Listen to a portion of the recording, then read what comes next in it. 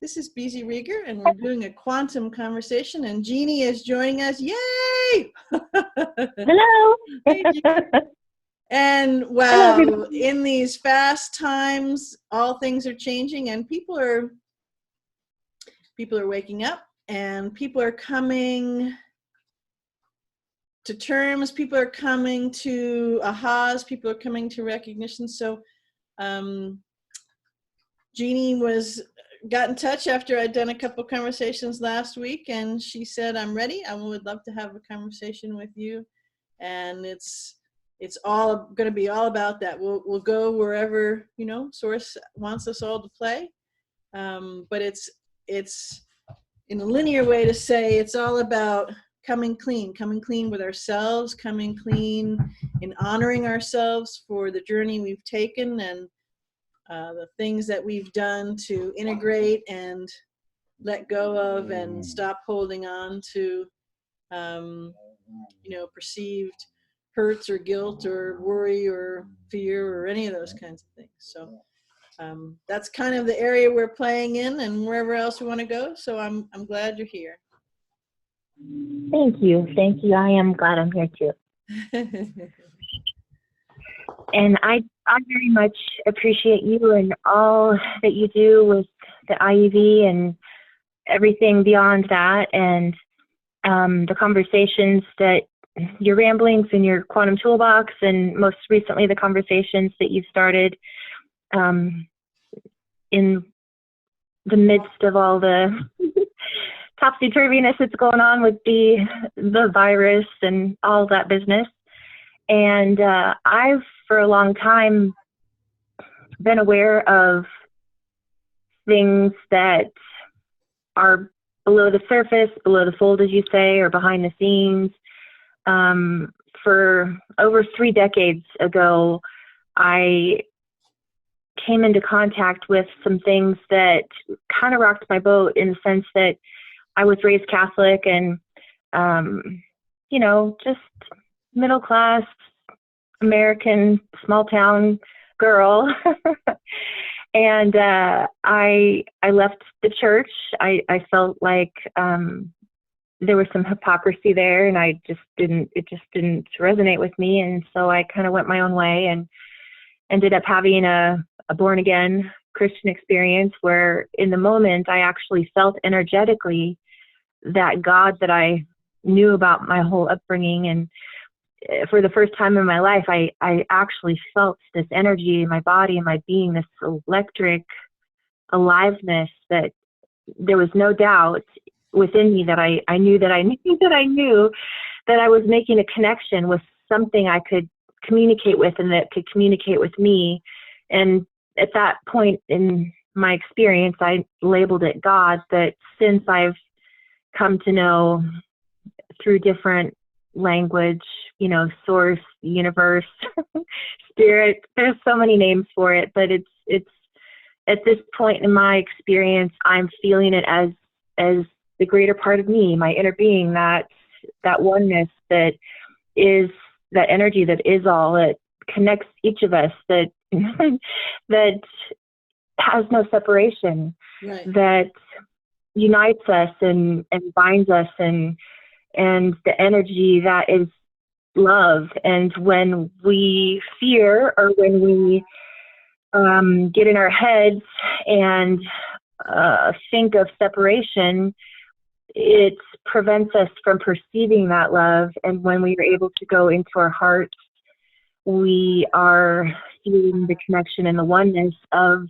who we truly are. And so yeah. And what's wonderful, I think, is a case of delicious cosmic irony in these moments all over the planet of social distancing and quote unquote purported isolation. And yes, on a linear level that's going on, but what it's availing everybody the opportunity to is to connect with exactly what you're talking about. So in that distancing, so to say, we're becoming less and less distant, not only from ourselves, but from all. And it's Mm-hmm. it's turning what was wrought upon the earth, from the negatively polarized entities on its head in an inversion, which is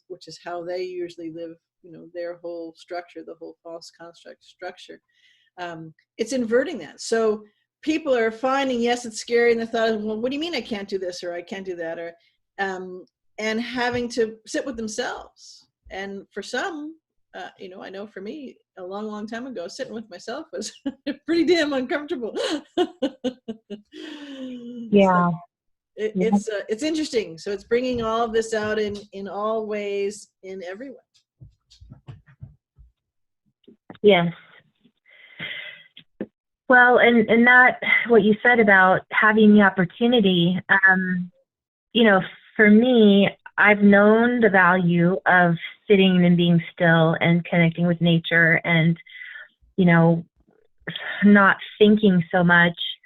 But I, as a single mom, got kind of caught up in the, got to be the mom and the dad, and the, burn the candle at both ends from morning till night, and just got caught up in this craziness of just trying to survive in this stupid structure.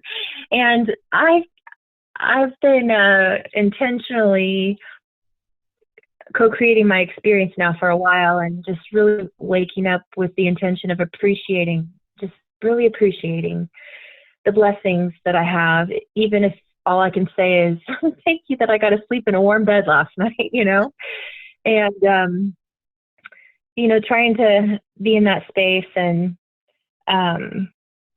so this whole having to stay at home half the time, I'm completely and utterly delighted, because I've been able to go within and connect with myself again. I went and sat out front and listened to the birds sing and watched the clouds float by, and it was utterly divine. Yes. Yes.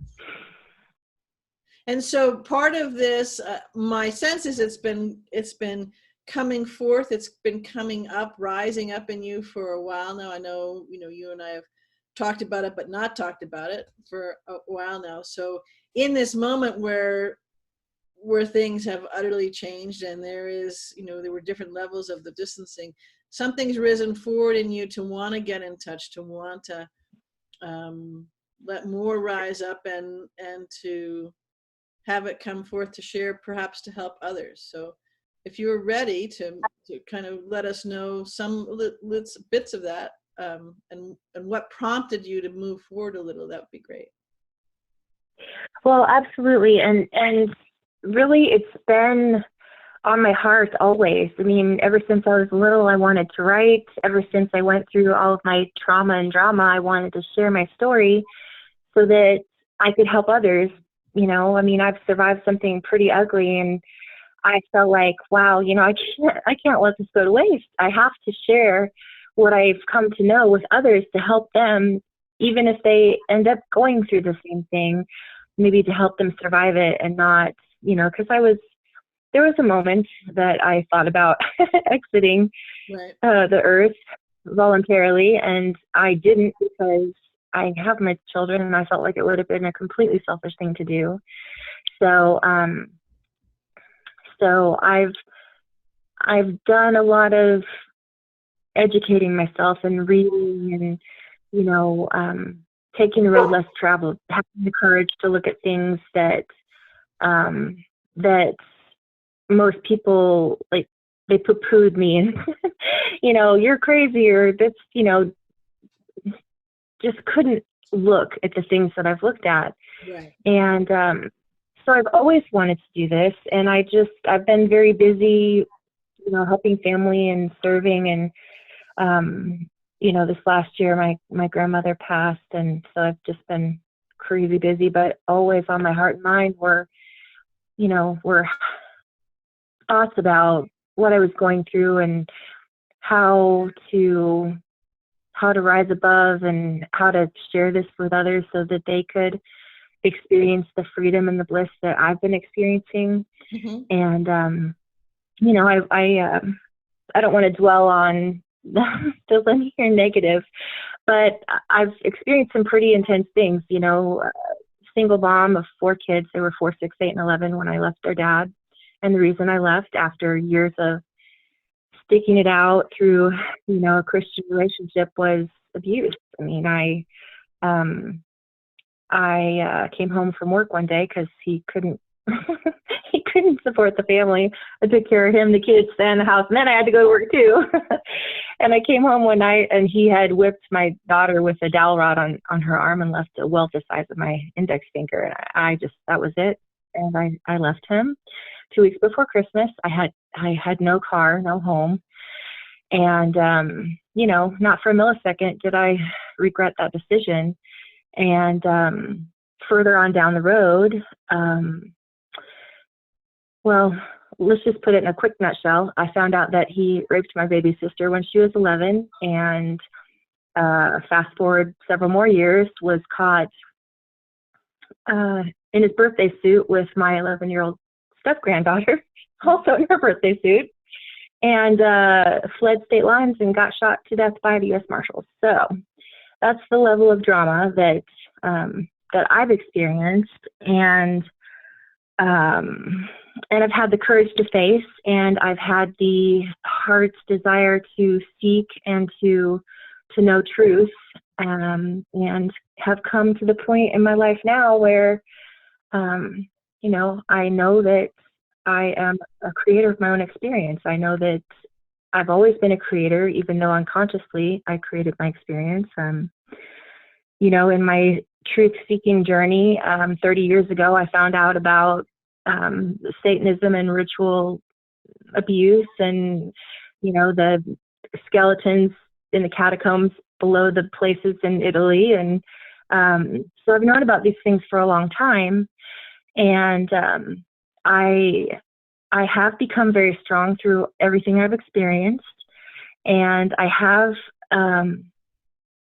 been gifted to have been born into a family where there was great love. The women in my family, very strong, very loving women, and the men also as well, but just a lot of issues, and I feel like there are very few people on this planet that are untouched by issues. I mean, the mainstay is keep the stiff upper lip and, act like everything's okay, and keep those skeletons in the closet, and, keep these secrets, because these things are, you can't let other people know these deep, dark secrets. And I personally have had the courage to look at those skeletons and air out my closet. And I just have a passion to let everyone know that they are loved and worthy, no matter what they've done or who they are.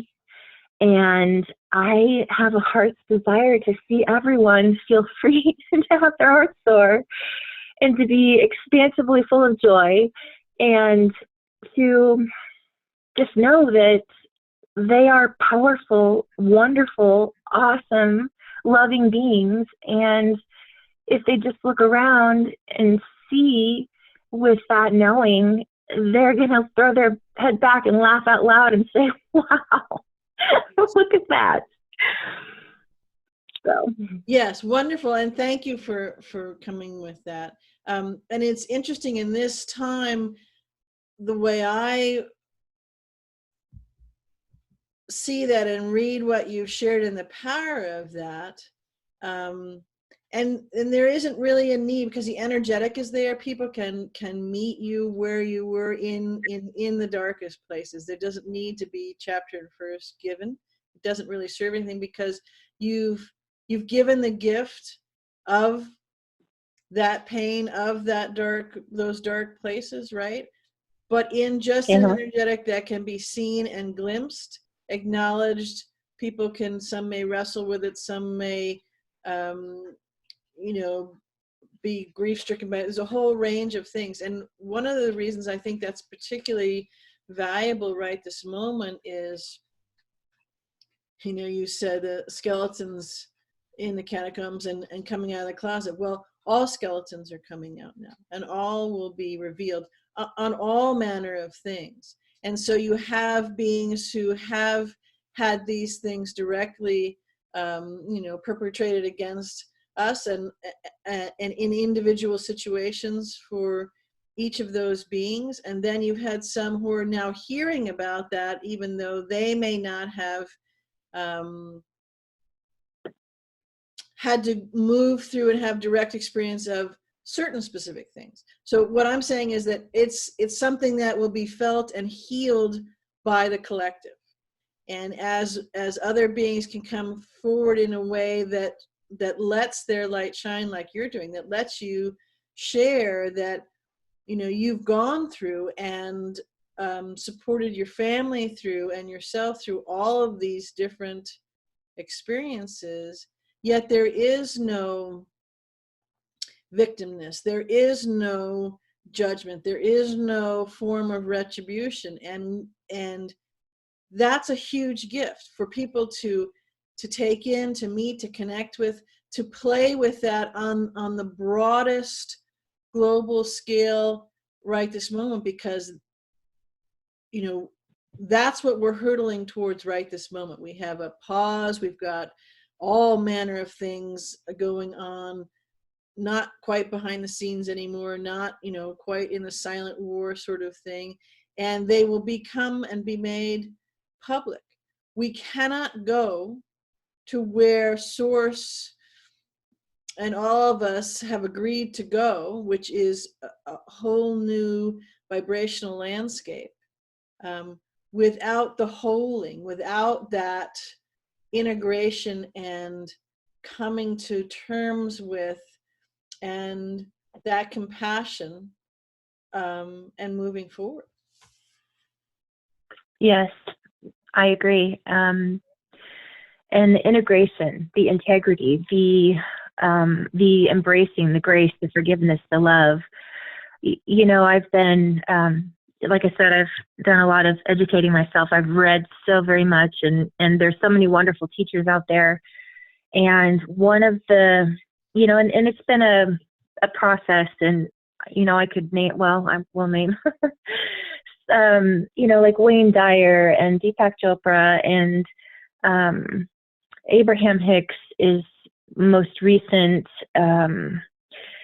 one that I've paid attention to that's really kind of helped bring things together for me, in the sense that it's about the law of attraction. It's about the universal law. It's about, you know, what you think and feel you get, and it's impartial. It's not judgmental. It is what it is.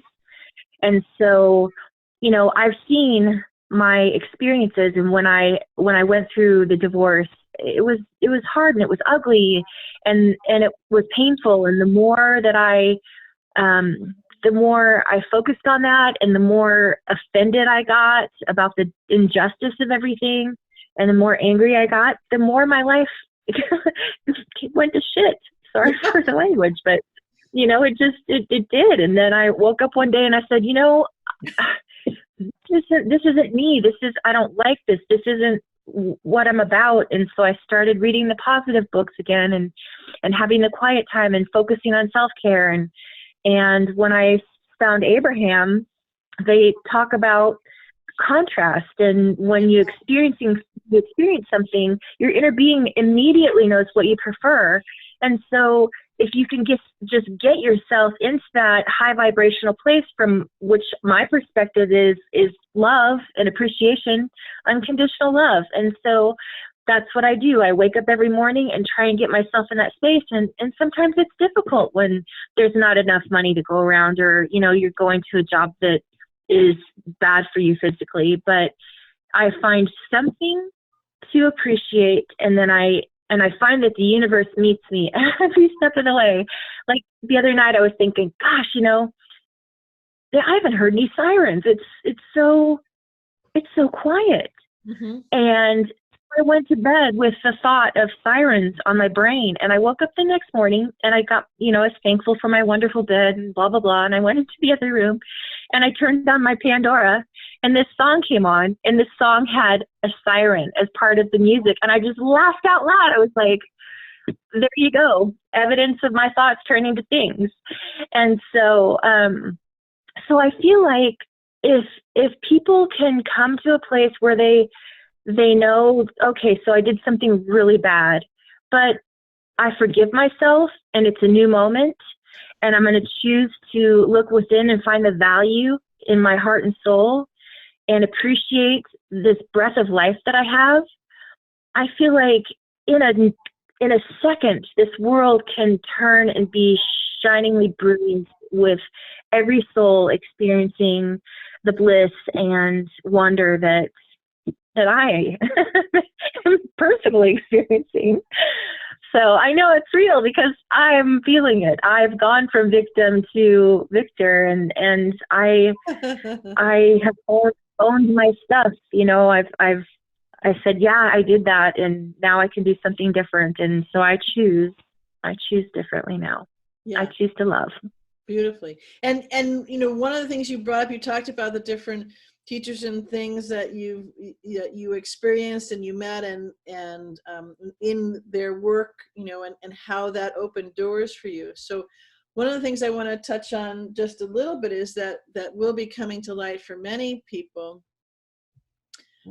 is that in all manner of sectors. So whether, you know, you were talking about books that were positive and health and teachers within that vein, spiritual energy books, all sorts of things. So there's a whole, in all different sectors of the world. You could talk about celebrities, you could talk about business books, you could talk all you know, all the gurus and the teachers and those who are, you know, sharing their story and what worked for them, and then have, you know, use that as their life work that's in the public sphere. And one of the things I want to bring forward in this conversation of, as you said, going from victim to victor and integrating those and what has occurred in, you know, the violators and the vile, to transferring from a peg of you know, a victim or a violator, and realizing that this is all a progression that each soul is making. And yes, you have to get out of the linear quagmire to feel that. You got to get out of the head and to feel that. But that is where we are all one in that respect. We are all doing this. It's all an energetic thing, because that's really all that's here, although, you know, we do have these bodies that we can feel. So there are going to be moments here hurtling towards us where household names, where, you know, beloved teachers and people that we would say that we adore, that we had so much respect and reverence for in the things that they shared and the information that they gave, you know, however it unfolded for each being, right? Right. You'll see them unmasked as, you know, what you might then point at as vile. Yet that doesn't erase the connection that different people had with them in the moment. So what they were giving forth and what helped them, you know, so if someone was working on something and they went to a seminar on something, or they with a particular thing, again, any sector, I'm not going to pick different ones right now, but so then transparency comes through, and the revelation comes forward of what they actually have done, what their predilection is for, what for various reasons, right? So that's another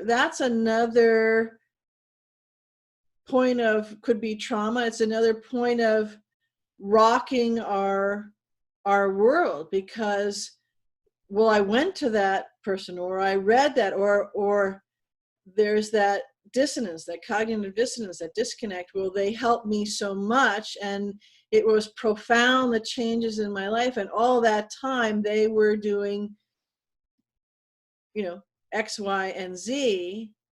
And so there's that incongruency that has to be squared. There's that revulsion that may have to be squared. There's that doubt in oneself that, you know, may need to be squared. And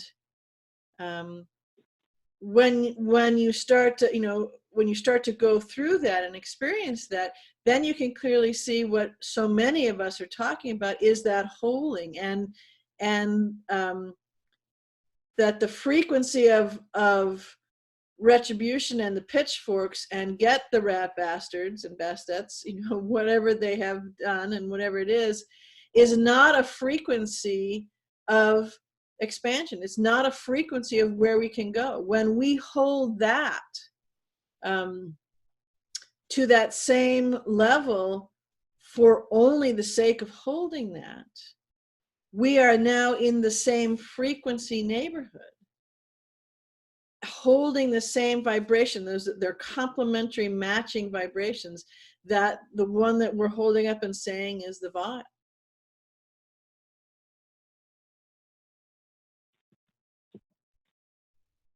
So what do you mean they're complementary vibrations?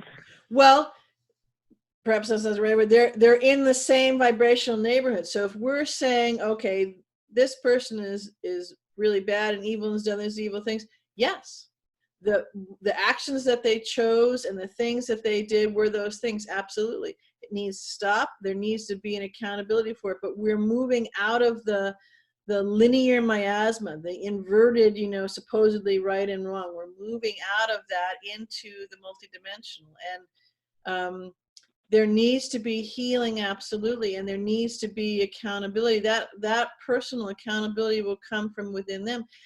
These aren't just people who or you're either eternal beings or you're not. This is where the intellectual exercise or not comes in. So you can't have the thing of, an open heart and being loving and we're all one, except for that rat bastard over there, and they're no good. Just draw and quarter them and march them through the streets, tar and feather them, and be off with it. Because right, there can be accountability, but if you're in that, then it's the same.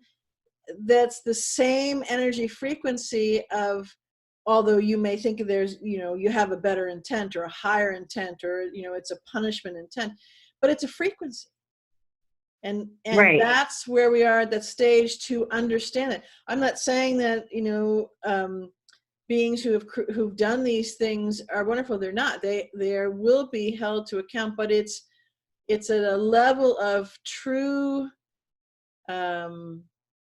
justice, of universal justice and accountability, and not the farce, the falsehood of the purported justice. Yes. The linear aspect, because we don't have any. Right. Right. Yes, I'm well aware. Yeah. Yes, I get what you're saying, and I guess what I was saying about it was that even those ones who have done things behind closed doors, they, I don't know. I haven't talked to any of these actors or politicians or whoever they may be, but I lived with someone who did some pretty ugly things. And I know, after many years of marriage, found out that he had been violated when he was a boy. So I'm not excusing it, but I am saying that it is vibrational and it is energetic. And even those ones that have done these horrible things, I don't know if they're on such a vibrational level that they'll never be able to rise above it. I don't know that they're, heartbroken inside and just doing what they're doing because it's what everybody else does to take care of their family or whatever. I just know that, yes, I agree. It is vibrational, and it is something that each one of us, on whatever level we have acted, whether to the dark or what have you, we are the ones who can embrace the truth of all of it and choose to choose a different vibration, or, you know, stay stuck in your being and not change. I mean, but it sounds like the way that life is moving forward, they're kind of forced to be in a place where they have to change. Oh yeah, they don't have a choice. But if they can choose, do they want to do it in this embodiment? They can choose, do they want to do it in a very, very slow pace, in which case, you know, the singularity that they are will leave, you know, this physical embodiment and go to another course. We're all eternal. You're either, you know, you're either waking up to the you're eternal, or you're not. It's not, you know, it's not catch as catch can. It is so, and it works that way. And the final arbiter, I mean, it's all energy, and we play with it and create it and show up in our multidimensionality as a being here in the shirt, as a being in another form, in form, in a different vibration, in a different realm, as an entity in no form, all simultaneously. And that's, you know, things that people get more and more comfortable with as they allow their aperture to widen in consciousness. Now there are some that, and it's a conversation that happens with each being directly with source. And there are some that will have the ultimate decision made, where they will go, you know, to use just kind of a loose linear phrase on it, they'll go back into the source, the soup of source, which is, you know, no formness, no thing, absolute no formness, absolute no thingness, into, you know, the super source, for lack of a better word, and come back out as a totally new energy stream and totally new singularity. And that won't happen with many entities, many beings, many forms, but that's the ultimate, you know, thing. So if someone says, well, you know, they get the death penalty, we're going to off them. Okay, great. Except that that's just for this embodiment right here. And since they're eternal, the shift and change, the lessons, the trajectory of their expansion still keeps going on and on. So that process is ongoing. And one of the things that's happening right now is, and will unfold in a very linear, direct way, is that everyone, and there will be conversations, you know, from podiums on down, and I'm speaking of one particular podium in the United States, but that will relay all of this in various ways. There will be conversations about this. There will be movements and things unfolding to help support and bring all of this forward. You know, D-class is so much more than people are thinking that it is. And disclosure is so much more than even the wildest, farthest out there people who would hold it that way. It's everything. It's disclosure of everything and declassification of everything on every level. Well, I am excited and kind of like on pins and needles, waiting to see what all there is coming out, because I've seen quite a bit that most of the people in my life don't even want to look at. Right. So I'd like to ask a question, play with you a little, just because you've gone through what you have and share what you have. So if something was revealed to you that some of the different we'll call them teachers, or things that you had gotten help and insights and understanding that helped you with your journey. If you found out, you need to stop. I know you're excited. I'm talking to Keegan.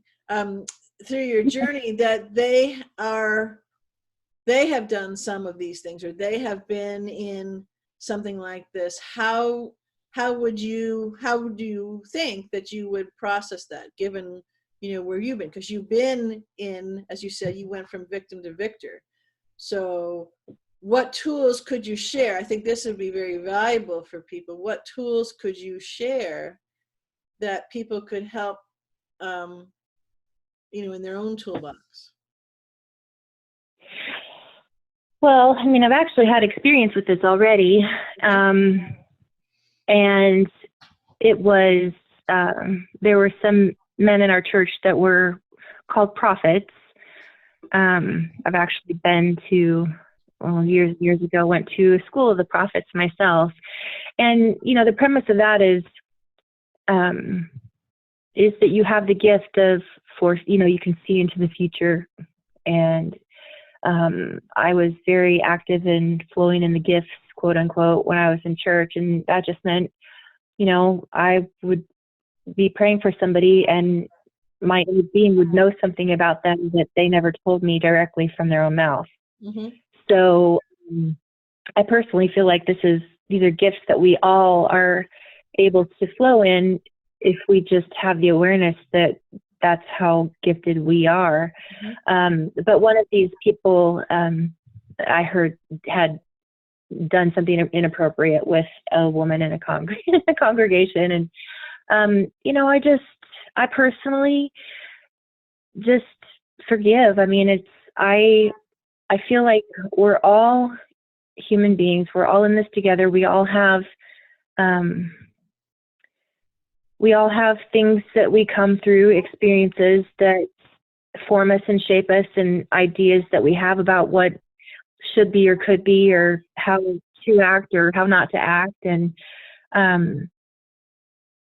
I just have great compassion and understanding, and just know that none of us are perfect. We all make mistakes, and we just need to live and learn. And for someone to do something, repetitively evil and horrific makes me really wonder, what did they experience in their life? I mean, were they ritually abused? Were they, beaten severely? Were they, it just makes me wonder when I see and hear of somebody doing something like this, what happened to them?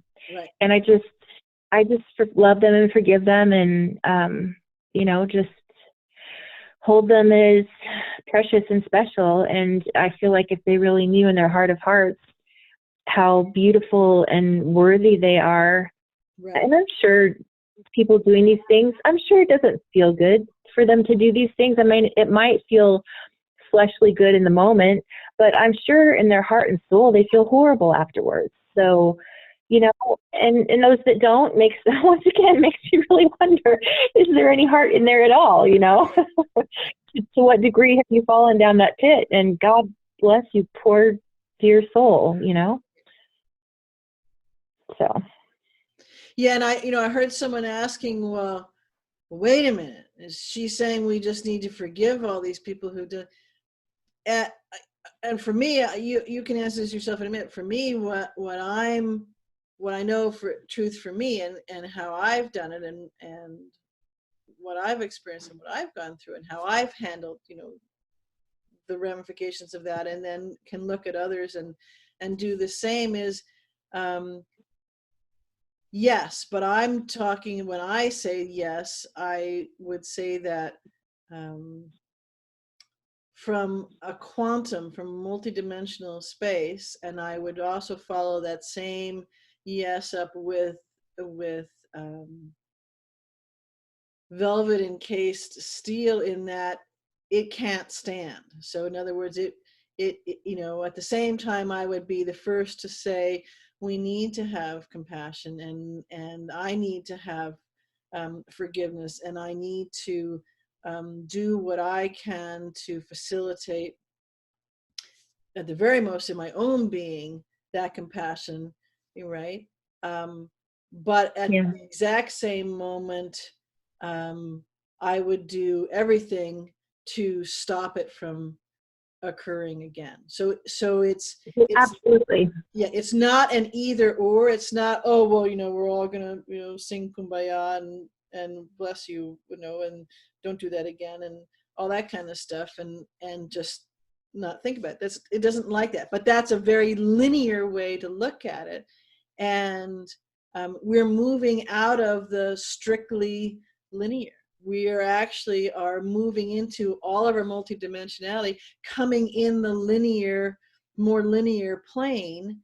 And so that's when you have the consciousness that expands to encapsulate all of that feeling about it, all of those same steps. So, if I would give it portrayed in a dramatic way, I would step forward with a sword of light and truth to cleave down any action of that vileness being perpetrated again, to the one who's doing it. And at the same time, I would stand in front of, so that there isn't more stuff that is vile perpetuated, so that we're just expanding this again. When you can feel into and see the truth of who you are as an eternal being, and no matter what your course has been or what's happened to you, whatever it is, at some point you travel to a place and you do see the light again. You do feel source within you again. You are able to come to that well of love. It may be just a tiny little eke of a crack under, a tunnel that's hundreds of millions of miles away, but you start to see it. And when you do, for that soul, the amount of pain and anguish and devastation and I can't quite even describe it, that they feel, that is wrought upon them by themselves for what they took part in, for what choices they made, is off the charts compared to anything that you might conceive of doing against them. Does that make sense? Absolutely. Yeah. And so that's what I'm saying. I don't think some people get to that process because they step out of the we're all one and all that kind of stuff, because they're holding it more of an intellectual exercise. So we're all that, and it's great, and we're loving and source and bliss, right? And except for over there or over there, instead of realizing that it encompasses everything. And that's the journey as well. That is the waking up. That is the holding. That is the traveling forth, as far away from source as you can, for that expansion, to diving deep and then coming around and coming back. And so we all are moving through that, experiencing that, choosing it in different ways. And these moments right here coming up are going to be, for some, an excruciatingly difficult test of that. Yeah, I'm sure. Yep.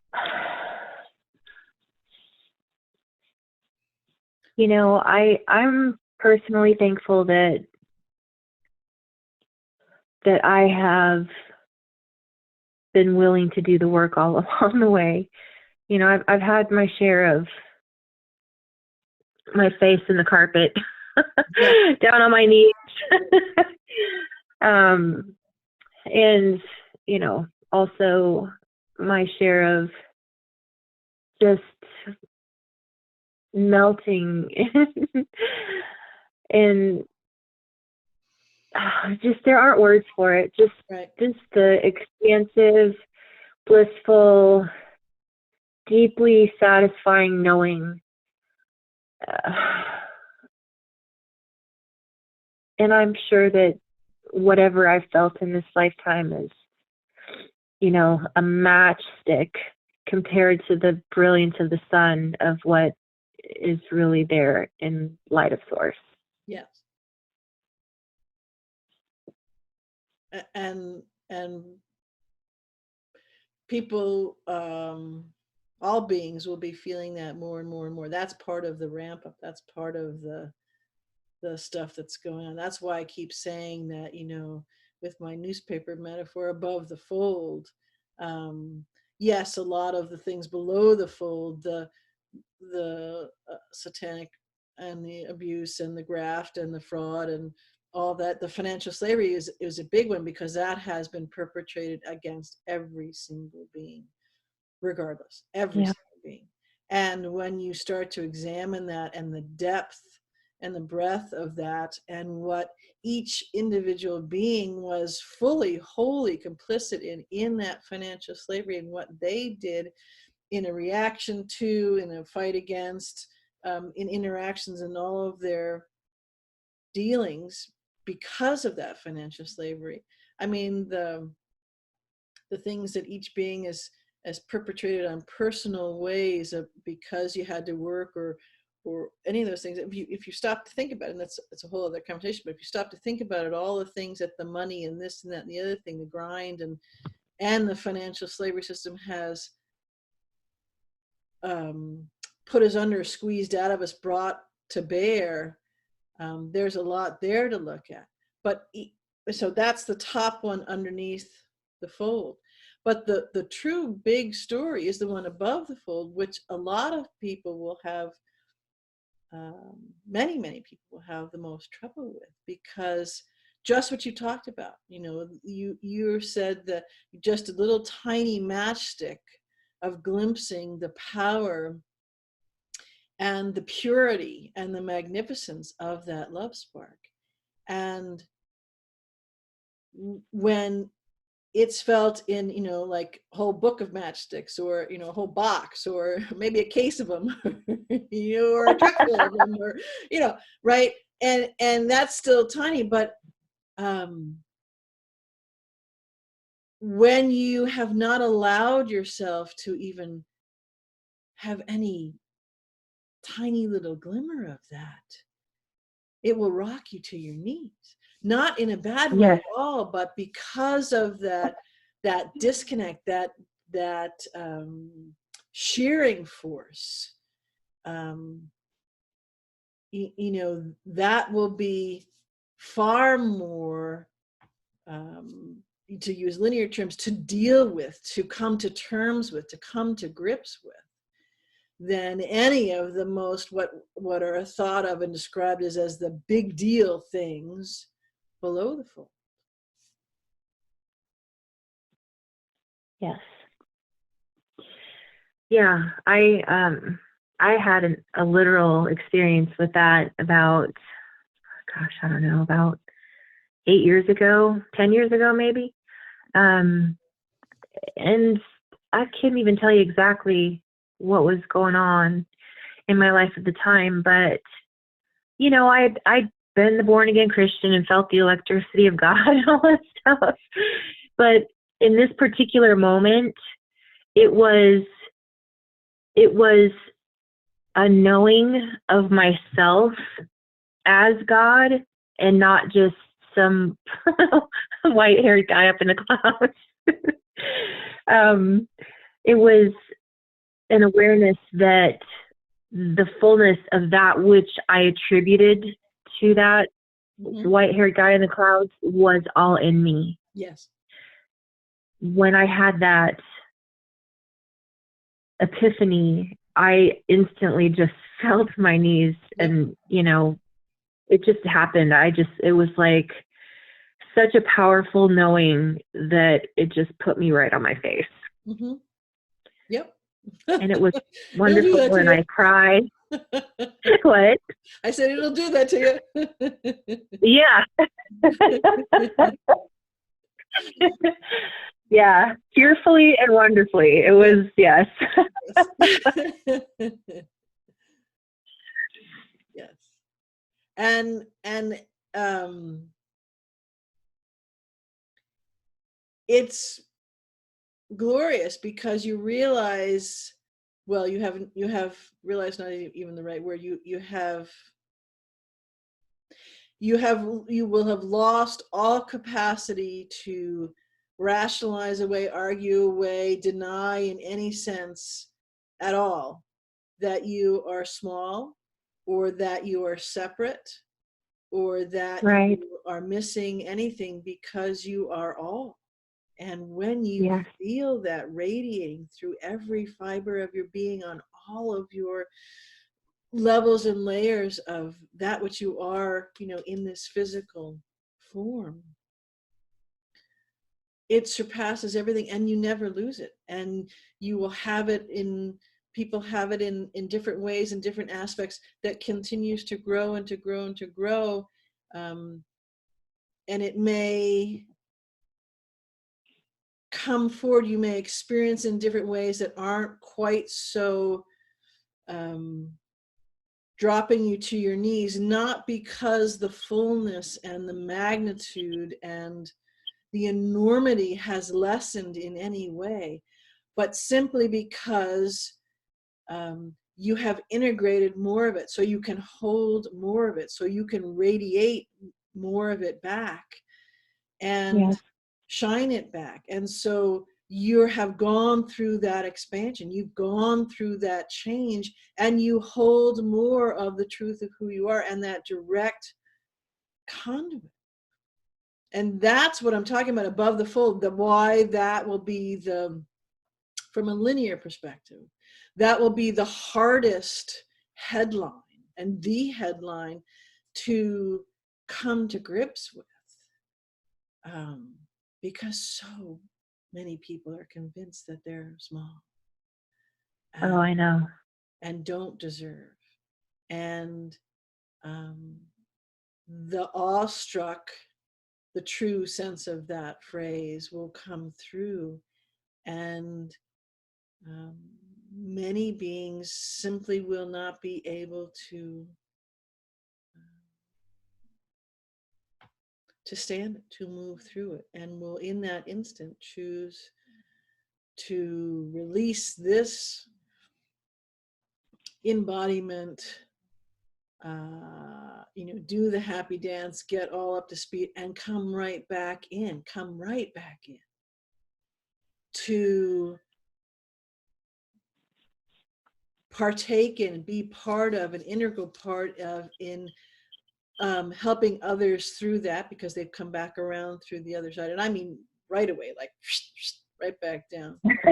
um, and be part of building and fleshing out, haha, that's an interesting term that comes to mind, this new vibrational um, landscape that we are all building and creating. That's what's happening. I mean, make no mistake, this is not just draining the swamp. This is not just thinking about the picadillos of fraud and graft and power hungry and all that kind of stuff of a handful of elite people and all that. This is um, people have referenced, well, Q's talk about there's new things coming and new things, and people are just thinking, well, the swamp's gonna be drained and we probably won't have to pay taxes anymore, and those annoying Democrats will go away, and everything's gonna be, no. Everything is coming forth. It is to drop you to your knees in the most in such grandeur that it'll be unmistakable. No, I'm looking forward to experiencing that with others. I'm looking forward to this status quo that we've been existing within, to change, because I've had seasons where I've been surrounded by other people who had similar experiences, mostly in church. But I quit going to church, like 25 years ago, just because when I left my husband, they sat me down and said I was in sin and backsliding, and I needed to get back together with him. And I said, with all due respect, Right. Thank you, but no thank you. So I'm looking forward to hanging out with people who are aware of their energy and who they are and their greatness and their, expansive, compassionate magic. Yeah. I'm really excited to, just hang out at the park and bump elbows with you, BZ. And Yeah. Yeah. And I was speaking to a friend with a metaphor, of also just, someone comes by and you're at the park, you and I are at the park, and we're maybe we're having flying lessons or teleporting, dashing lessons, or whatever, playing with this, we're out in our dragons, whatever it is, and someone else comes by and says, well, yeah, I had this weird thing happen, I don't know how to do that or what it is. And it, just as every day someone might show you, well, I have a plumbing thing and I don't know how do you put that goop on the threads on the end of the pipe, and so that water doesn't squirt all over the kitchen sink or whatever it is. It will be that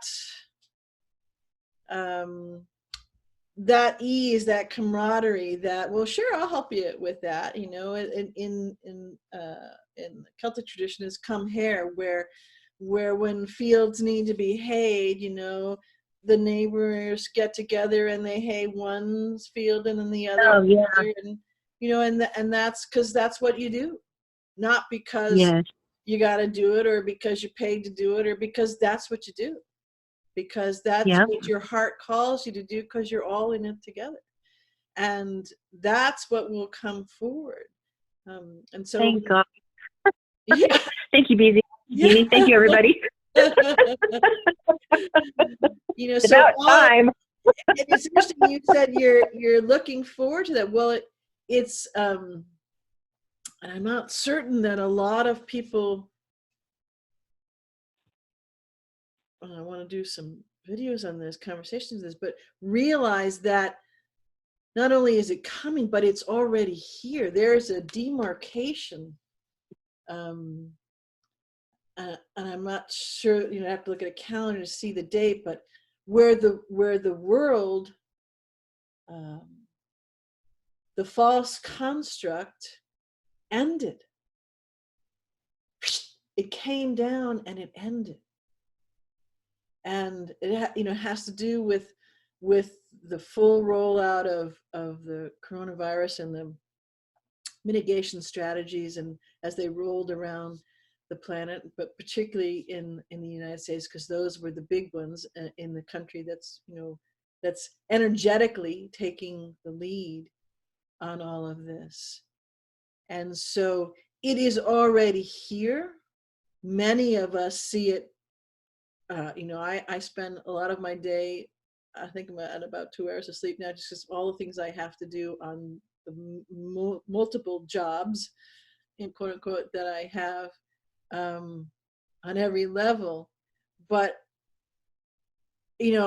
I got the happy dance shoes on and I'm happy dancing all over the place, and sometimes people are like, okay, you gotta slow down a little bit, because if you got any happier, I can't understand what you're saying. And but that demarcation has already come down. We're now Beautiful. figuring out what that looks like, what that is, oh yeah, that's finished, that's complete, that's never coming back anymore. If we choose, we will have a new thing to that. Schools are closed. Yes, the schools as we knew them are finished. And those Wow. kinds of schools will never come back again. Taxes, Gotcha. yeah, taxes, quote unquote, are deferred. No, That's finished. The marketing language on it right now, because how do you tell the entire planet that everything that they've always known, ever thought, were trained in, programmed in, right, indoctrinated in, is not so. So, you have, Kind of tricky. say that again. Go ahead. I said it's kind of tricky. Yeah, it is kind of tricky. So you got to have your marketing, to bring them along, your sales pitches and the full, well, I got the whole program. No, well, you can have this, but wait, there's more, kind of thing. So all of those linear things that people are used to and they're accustomed to, that's how it's rolling out. But if you feel into that, and I felt you feeling into what I'm saying, those things are complete, as Abraham would say, right? It's finished. Nice. Well, in my heart and soul, I know this to be true, but having conversations with even people that I work with, I was sharing what I heard about the taxes and whatnot, and they're like, well, they're not going to charge you payroll tax now, but you're going to have to pay it later, and I just kind of smiled and nodded and went back to my work. I was like, I know, I don't think so. Right. And at the same time, there are people who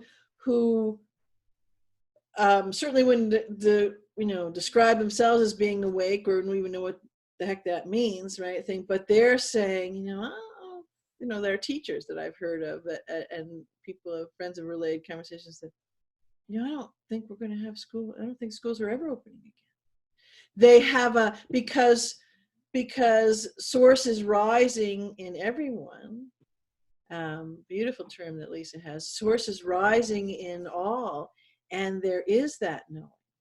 And if they don't let themselves and they choose not to be in fear, that knowing is coming forth, and the breadth and depth of what we know deep in every fiber, that's unshakable. There's no thinking needed.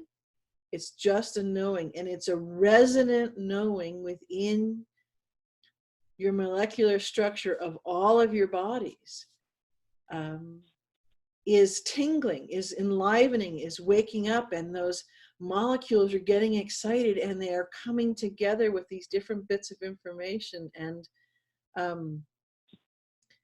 you are being filled, each being is being filled with this unstoppable effervescence of, wow, I know that.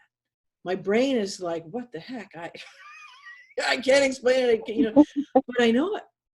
And that's part of this transformation. That's part of also, the how do you tell everybody? Well, they're not small, and they're not disconnected, and they're not missing anything. So they have they've bypassed, their being has bypassed the quote unquote telling and being suffused with the knowing. And that's meeting the external input coming from all you and I and all sorts of other beings, President Trump, all of them. And those two are meeting. And it means that in the blink of an eye, the knowing and the linear concept meet and materialize what that represents. Wow. When you were saying that about the tingling, it just brought to mind an experience I've been having lately. Not this week so much, but the last few weeks, when I was falling asleep at night, I would be like right on that threshold of consciousness and sleep. And I would, instead of like falling into sleep, I would, wake up. Maybe I'd hear something, maybe I need to use the restroom, whatever. And my body is like tangibly, physically vibrating, like big time vibrating. Yep. Like somebody had like plugged me into a charger and like, and I was like, whoa, that's so weird. What is going on? And, you know, having lots of lucid dreaming. And the other night, 5 is my favorite number. I was born on the 5th. And so in my emails, 555. And I woke up the other morning, I rolled over and I looked at my clock and it said 5:55. And I just smiled in my heart and said, oh, well, thank you that things are always working out for me. Yep. And, you know, just some really cool little things. And, you know, the energetics are tangibly different. And yeah, it's very exciting time. Yeah, it's happy dance time. Yes. You know, and I have to occasionally around work and go, oh wait, I'm not supposed to be happy. I'm supposed to be nervous. I'm supposed to be freaked out. I know, right? You know, whatever. You know, so I'm kind of tap dancing and cha-cha-chaing and all this kind of stuff and going, yeah, it's terrible. You know, I gotta pay attention. And don't you know you're supposed to be somber? But what's wrong with you? On the other hand, it works out because I'm the one who's completely calm, and they're like, okay, I'm going to stand by you for a little while. I know we're supposed to be 6 feet apart, but I just feel better if I'm standing next to you because everything looks good and feels good and is organized and taken care of. And, you know, and so, again, that's that transmitting of energy that this is, you know, in Blossom's last conversation is, you know, this is what we came for. And this, in this moment of standing forth and being here, these conversations that you and I are doing and all sorts of things that everybody else is doing. And even if you don't say anything, if you just go to a store, you go into work or whatever it is, you know, it is that transmitting. The conversation that you relayed about someone at work who was talking about payroll tax and, well, it'll probably come back and they'll charge us and so on. In the act of you holding the space and letting that person voice that, yet you met it with no, it's going to be, you know, no resistance, no selling, none of that, just your knowing, quietly shining forth to this person, transmitted keys and codes and was of tremendous value. They may not percolated to the heart level yet for them, but it has made a tremendous difference. Cool. Very cool. Yeah. And so that's important for everybody to realize, you know, as well. It is actually all very demonstrable and dramatic. It just may not take the perceived visible form in a linear way of that, if that makes sense. Yeah, that does make sense. You know, we're not all on a soapbox or building, you know, well, hey, this is how you build this thing. And then you got this thing sitting there and you get in and drive around, you know. It can, from a linear eyes and linear perspective, it can be perceived as something tiny or inconsequential or not there at all. But on the energetic level, it's profound. And so I think that's a really helpful, you know, you've mentioned several things around that same feeling and same idea that you've conveyed to yourself and you've conveyed to others and, you know, recently. But that's really important for people to take in and to acknowledge and to hear for themselves, because there's that worry, well, you know, okay, this is it and it's happening and you know, those lines have come down, BZ's talking about it, and I'm not doing anything, or what am I supposed to do, or I don't know. But you're being you and you're going out and you're moving through all of this for yourself and for others in various different ways that's unique and essential for you to contribute from you. And that is the thing that you're doing.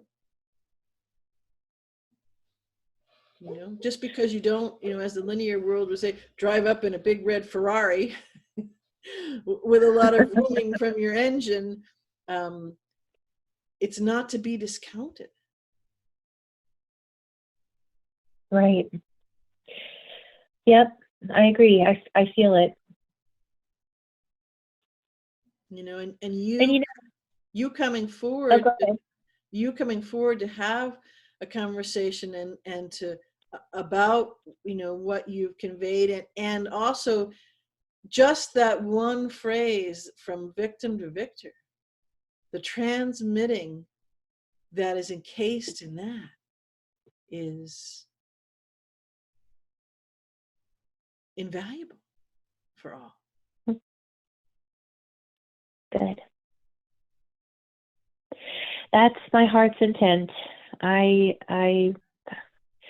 heart wants the love that I know and feel, and the freedom and the peace and the bliss that I know, in contrast to all of the heartache and heartbreak and trauma and drama and agony that I've experienced in the past.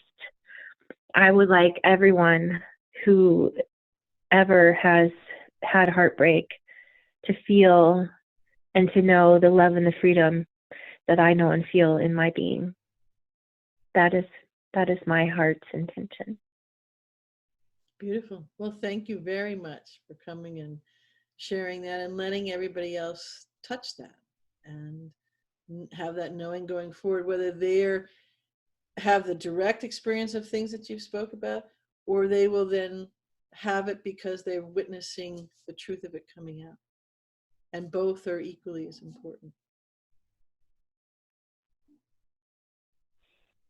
So well, I'm looking forward to that dancing in the streets. Yeah. Yep. And a big party on the beach. We're all gonna hang out. Yes. Well, and you know, they're doing it in Italy, like you said. They're singing off their balconies and having a karaoke party. That's right. It's very wonderful to see and feel. It's really wonderful. And that's more of that source rising. That's more of what you and I both spoke about, that undeniable energy and connection and bliss lighting you up. You know, Yeah. in a flat, as I say in Italy, a flat party, where they're rocking out with Source as the DJ. So yeah, very cool. Well, I love you. Thank you very much for coming to play. And I know we have more things we're going to play with at other times. And we'll talk to you later. Okay, I love you too, and thank you so much for the opportunity, and thank you for hosting the IUV, and what a beautiful platform that is, and thank you for all your work. I appreciate everything you do. Okay, much love. I love you. Bye-bye.